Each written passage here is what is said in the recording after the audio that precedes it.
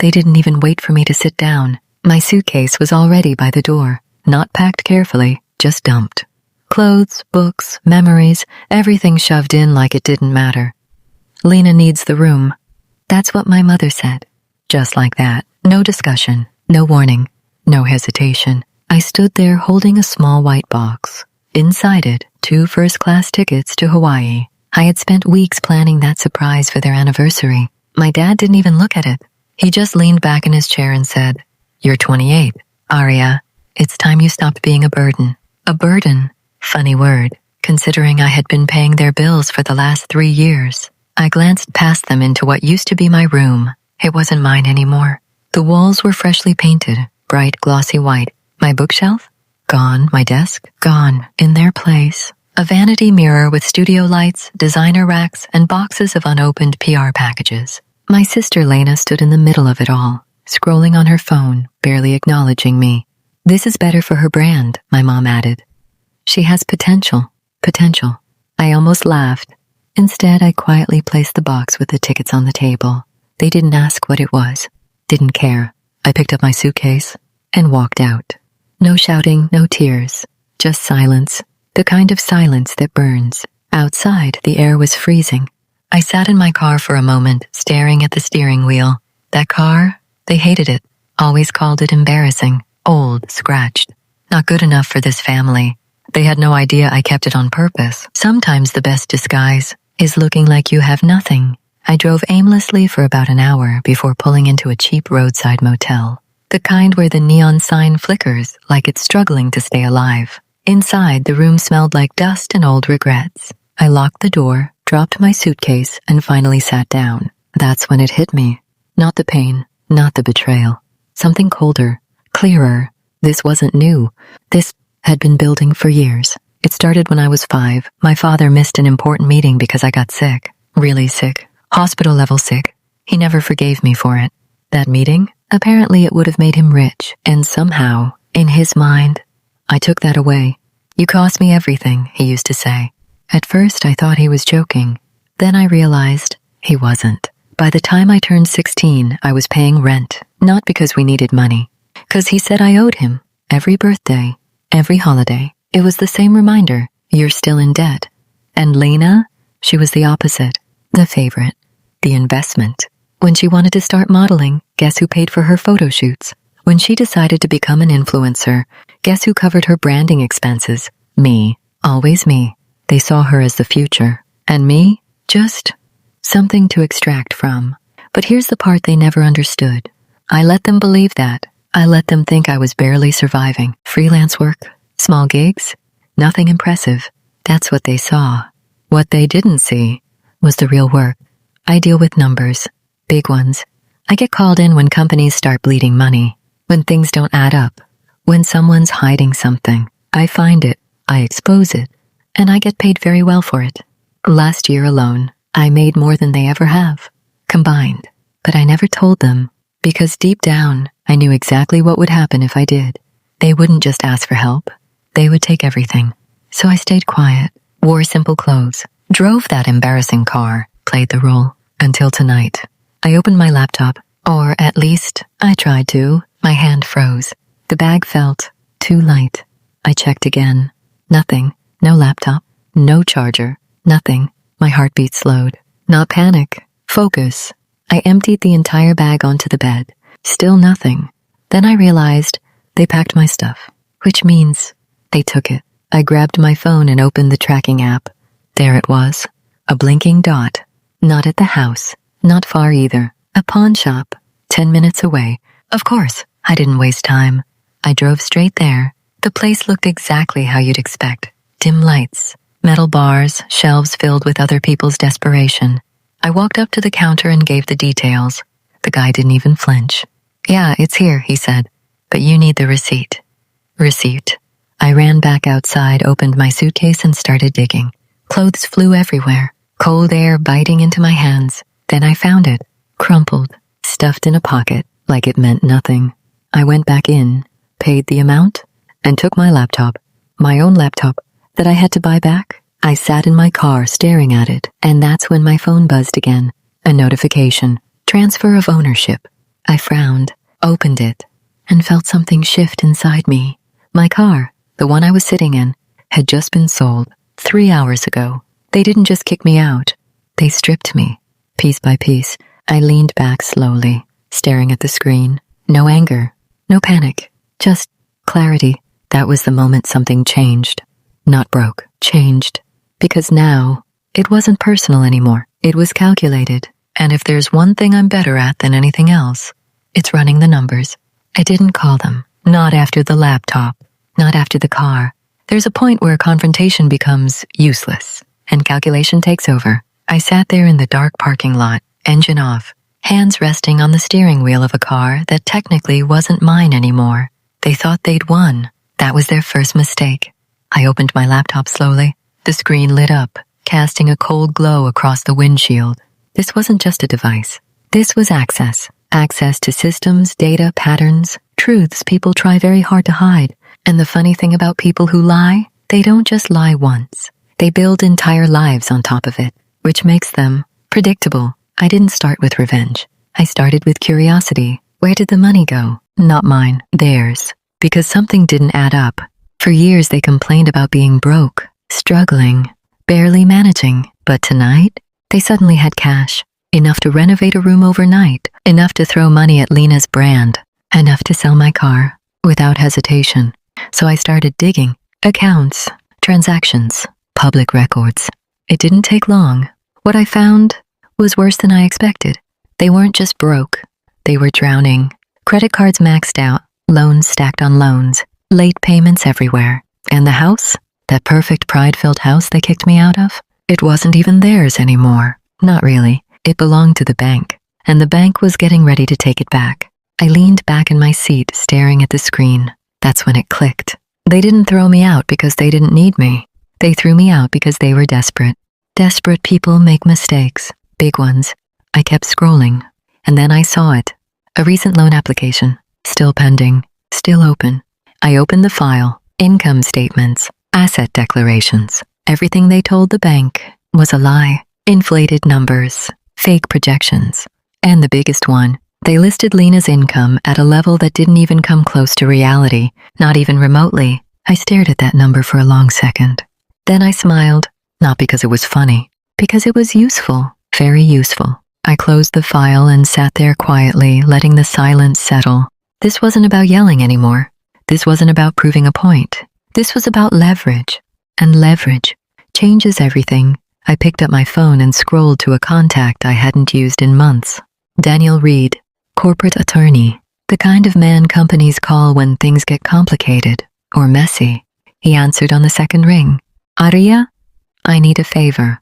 A pause. Then, that tone doesn't sound like a small favor. It's not.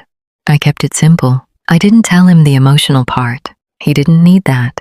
I told him what mattered. I need to create a company. Another pause. Okay, what kind?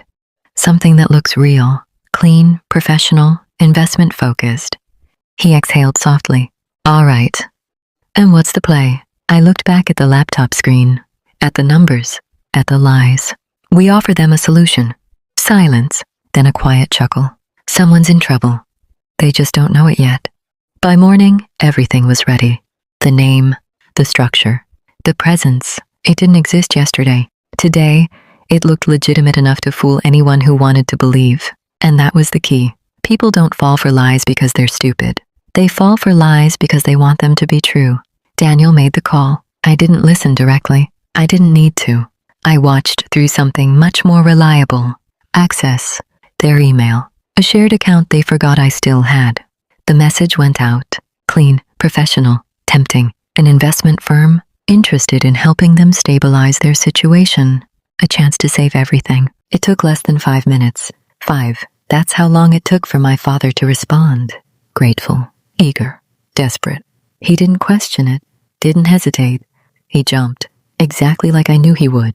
I watched the conversation unfold in real time. Every reply, more revealing than the last.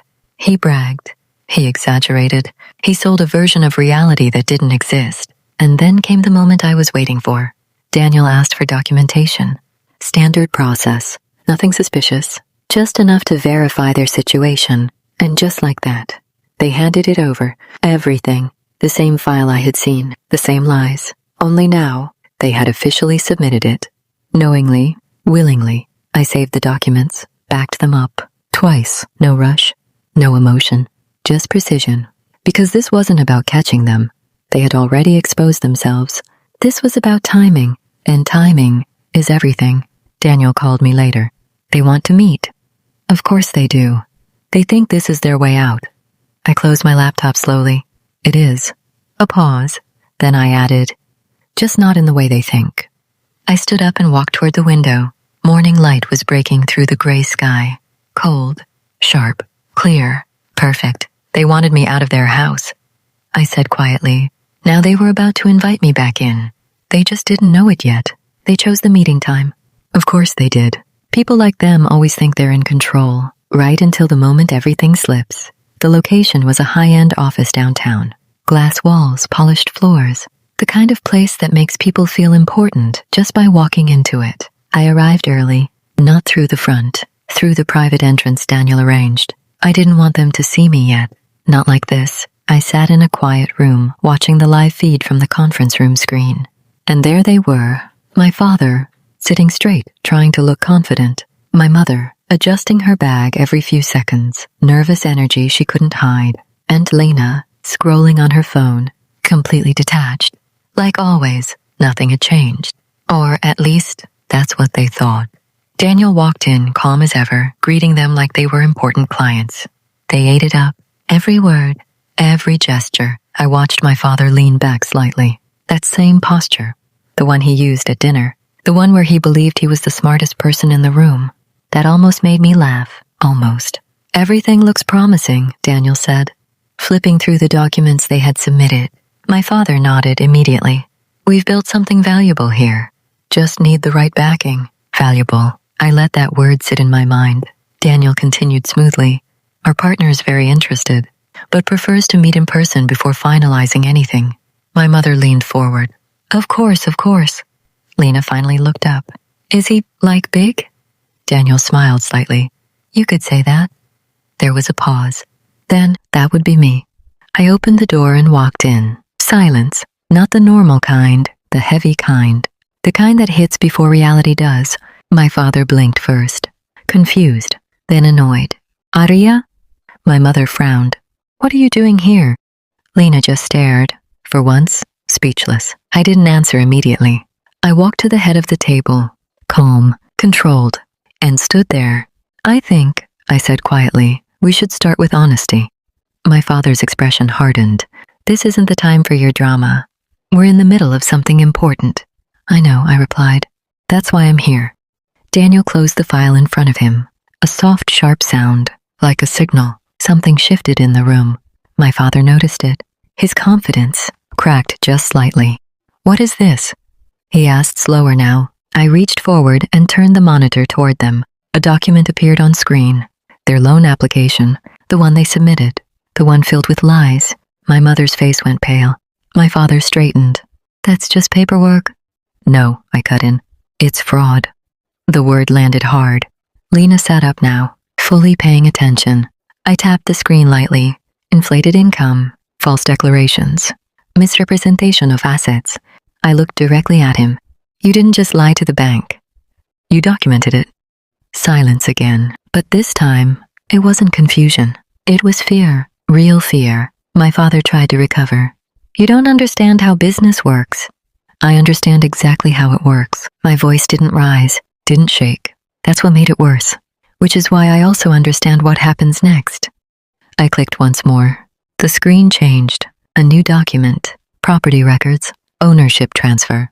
My mother leaned forward, squinting. My father's eyes narrowed, then widened. No, he whispered. Yes. I held his gaze. You signed everything this morning. He shook his head quickly. That was a loan agreement? It was structured that way, I said, until the moment false information triggered default. I let that sink in, then added, which means the collateral is no longer yours. Lena's voice came out small. What does that mean? I looked at her, really looked at her, for the first time in your life. It means consequences. Then I looked back at my father. It means the house is mine. The room collapsed into silence. Not dramatic, not loud, just empty, like all the air had been pulled out. My mother shook her head slowly. You wouldn't do that. I tilted my head slightly. Did you hesitate when you threw me out? No answer. Of course not. I stepped back slightly, gave them space. Not out of kindness, out of control. You have two options, I said. Walk away quietly, or fight it. My father's voice cracked. We're your family. That word again. Family. I almost smiled. Family doesn't sell your car while you're driving it. That hit. Hard. Family doesn't pawn your work tools. Another hit. Family doesn't throw you out and call it help. Silence. Again. Then I checked my watch. You have 48 hours. That was it. No shouting. No breakdown. Just facts. Cold. Final. 2 days later, they were gone. Completely. No messages. No calls. Nothing. Fear works faster than emotions ever will. I walked through the house alone. It felt smaller, quieter, like it had lost something. Or maybe, like it had finally stopped pretending. I paused at the doorway of my old room, still painted for Lena, still filled with things that didn't belong to me. I didn't touch anything. Didn't need to. Some reminders are better left exactly as they are. I turned off the lights, walked out, and locked the door behind me. That sound, the click, it wasn't just a lock. It was an ending. Outside, my new car was waiting. In my name, fully mine. I sat inside for a moment, then pulled out my phone. 3 contacts. I didn't hesitate. Blocked, one by one, no speech. No closure, just silence. Clean, expensive, but worth it. Because in the end, family isn't about who raised you. It's about who respects you. And if they can't do that, they don't get access to you anymore.